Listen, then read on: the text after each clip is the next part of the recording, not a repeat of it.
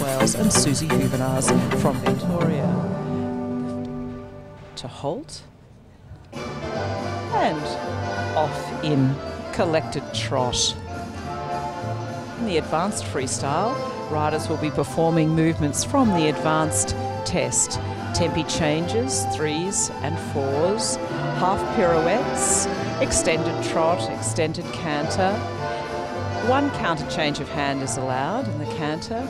Trot half passes. Other movements may be included. For instance, walk pirouettes as well as the collected walk and extended walk. Sherryl now into the right trot half pass. Counter change of hand back in the trot half pass to the left. Romeo's Tune by Duntroon. And Sheryl's brought him on right from the beginning. A resident here in Sydney. And heading off with a medium trot. The judges probably will be reserving the mark for the extended trot. And again, a medium trot.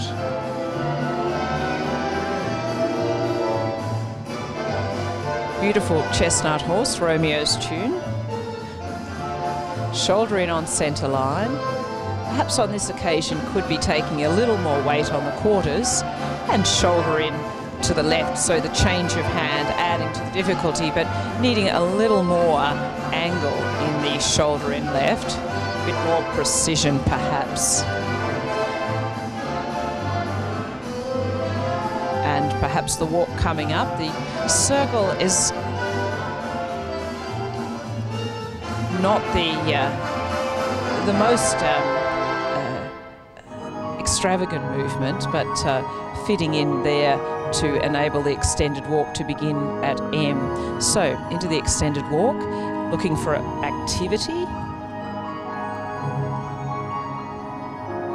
Romeo's Tune, bred by Balmoral Stud, out of a Don Ramiro mare by Duntroon. So bred by the Oatley family, the collected walk now.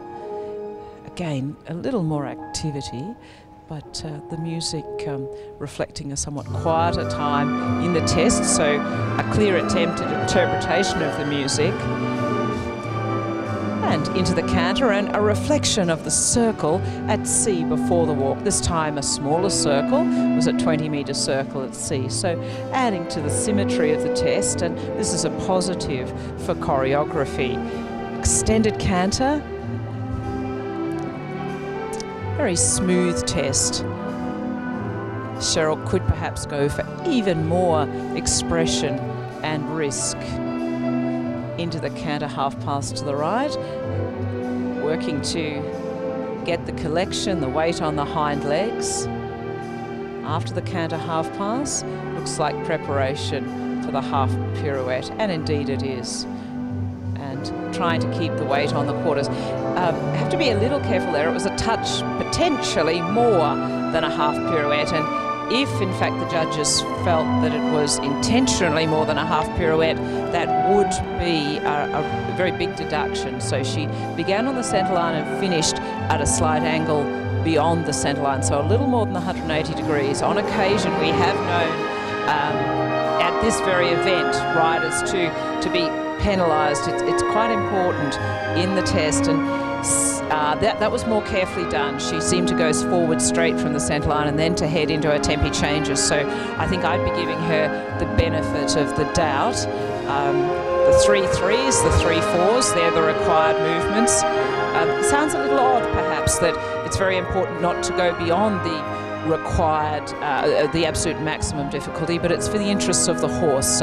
We don't allow horses in dressage to be asked to perform some of the very old classical movements of leaps in the air, for instance. This is perhaps too taxing for the horse, it's thought, in modern times.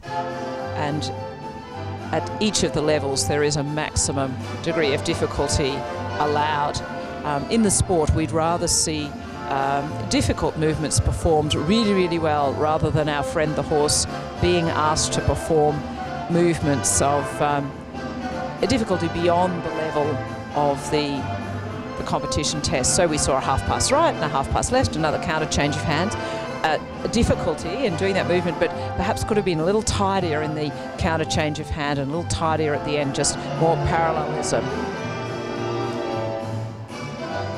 And down the centre line for the final halt salute. And again, well supported by the music and a square halt. So well ridden to the music. The choreography, not particularly difficult. That one little loose bit in the choreography wasn't more than a half pirouette, so perhaps could have been just a little tidier and perhaps in the counter change of hand. But